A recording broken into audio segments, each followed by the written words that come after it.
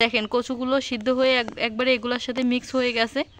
এবং তো এগুলা কিন্তু হাঁসের জন্য প্রচুর ভিটামিন, আয়রন, ক্যালসিয়াম, পুষ্টি। ভুট্টার গুঁড়া এবং কচুর ডাল এগুলা। আসসালামু আলাইকুম গাইস, নতুন একটি ভিডিওতে সবাইকে অভিনন্দন। তো আজকে এই যে দেখেন একজন বসে পড়ছে কচু নিয়ে, মাঝখানে একটা ডুমদেশ, মাঝখানে একটা ডুমদেশ মোটাগুলো। হ্যাঁ, তো এগুলা মূলত রান্না হবে আজকে আমাদের হাঁসগুলোর জন্য। মাঝে মধ্যে আমরা এরকম করে খাওয়াই সিদ্ধ করে, তো আজকেও খাবো। কচুর ডাঁড়ি যদি সিদ্ধ করে খাওয়া যায় তাহলে হাঁসের আয়রন এবং ক্যালসিয়ামের অভাব দূর হয়, যার ফলে হাঁসের হচ্ছে প্যারালাইসিস যে একটা রোগ, ওই যে ঘাড় বাঁকা পা পড়া রোগটা, ওইটা হওয়ার চান্স থাকে না। তো এগুলা কচু হচ্ছে আমরা সাদা কচু, দুধ কচু বলে থাকি।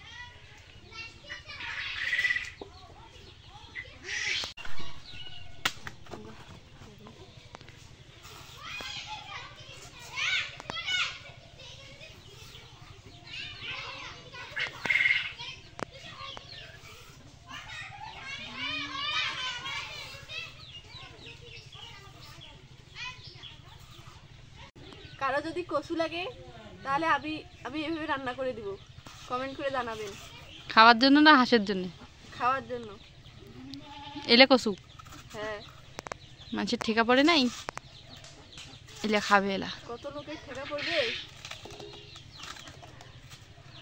তো গ্রাম সাইডে কিন্তু এই কচুগুলা অ্যাভেলেবেল পাওয়া যায়, যেখানে সেখানে রাস্তার ধারে বা বাড়ির আশেপাশে, বাড়ির পিছনে।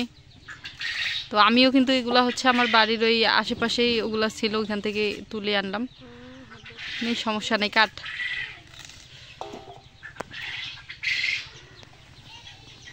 ওর হাতে দাগ লাগতেছে তাই কয় হাঁসের ডিম পারবে না, হাঁসের ডিম খাইলে সব মানে ঠিক হয়ে যাবে।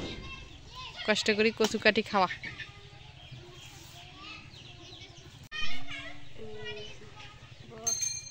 একদম সিনিয়র গিলেন না জিনিসগুলো করে খাই নাই।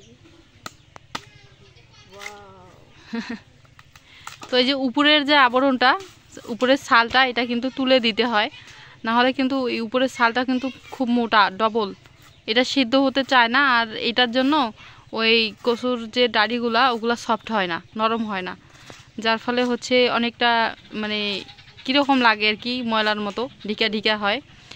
এই জন্য আর কি হাঁসগুলো তেমন একটা পছন্দ করে না। আর তখন থেকে আমি এই যে এইভাবে আমরা কিন্তু এইভাবে তখন থেকে আমরা এগুলা কিয়া করে দিই, ছালগুলা তুলে দেই। ছালগুলা তুলে দিলে কিন্তু হাঁসের খাবারের সাথে এগুলা অ্যাডজাস্ট হয়ে যায়, পরে হচ্ছে হাঁসগুলা একদম সুন্দরভাবেই খেয়ে নেয়, খাইতে কোনো সমস্যা করে না।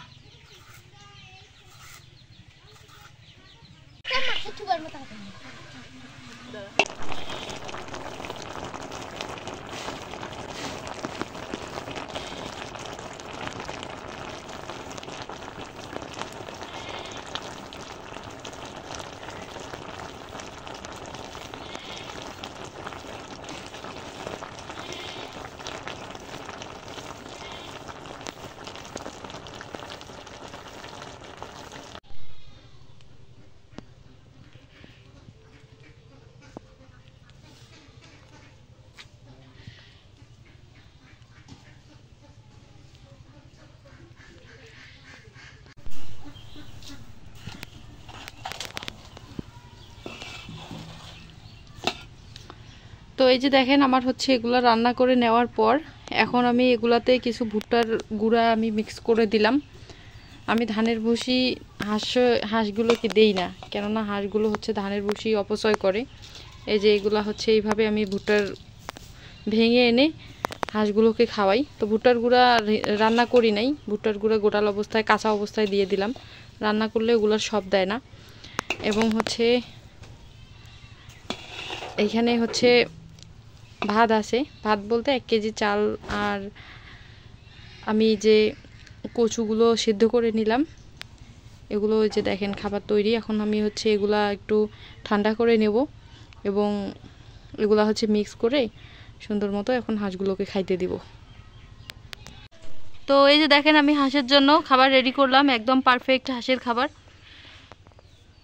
কত সুন্দর দেখেন, কচুগুলো সিদ্ধ হয়ে একবারে এগুলোর সাথে মিক্স হয়ে গেছে এবং এখানে ভুট্টার গুঁড়া দিলাম, দিয়ে সুন্দরভাবে সবগুলোই মিক্স করে একটা খাবার তৈরি করলাম। এই যে দেখেন হাঁসের জন্য একটা পারফেক্ট খাবার রেডি। এখন হাঁসগুলোকে আমি খাবারগুলো দিয়ে আসবো।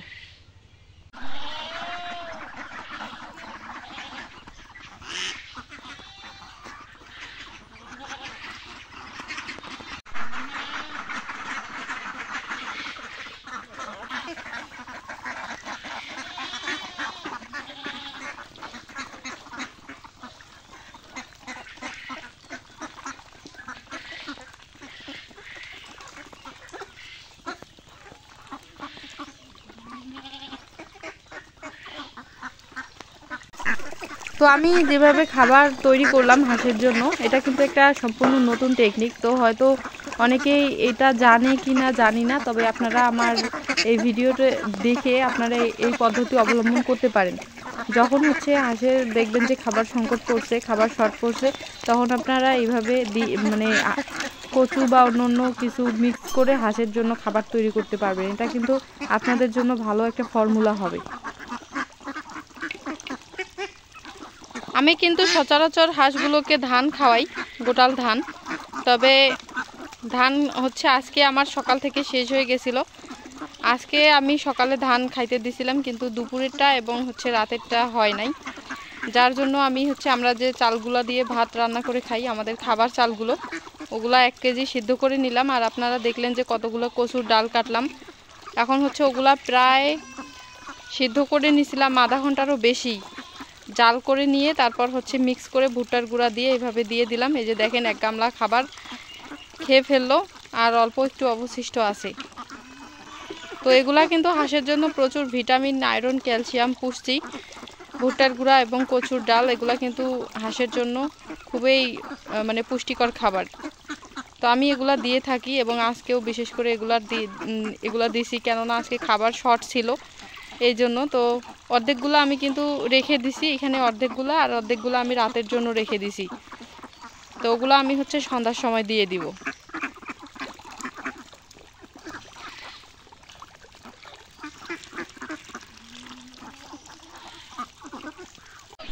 আমার এখানে খাঁচায় কিন্তু কয়েকটা মুরগি আছে, দেশি মুরগি, এই যে দেখেন।